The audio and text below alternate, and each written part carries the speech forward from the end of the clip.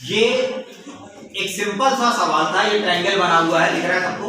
इसमें ये वाला कोण 60 अंश, ये वाला कोण 60 अंश है, और ये कोण कितना होगा ये आपको बताना है, ठीक। और ये एक ऐसा प्रश्न है, बहुत सिंपल प्रश्न है, लेकिन आप में से मैक्सिमम लोग इस बात को हल नहीं करेंगे।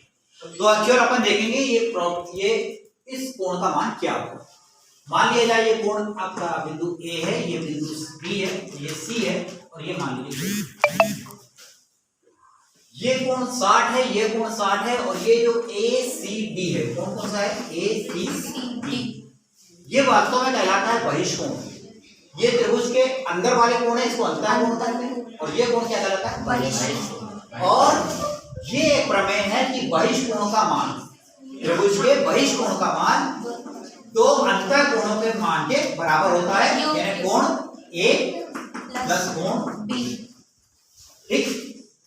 बहिष्कोण का मान दो सम्मुख अंतः कोणों के योग के क्या होता है, बराबर होता है। तो उस हिसाब से ये दोनों 60 है, ये भी 60 है, तो ACD का मान कितना हो जाएगा, 120 होगा, 120।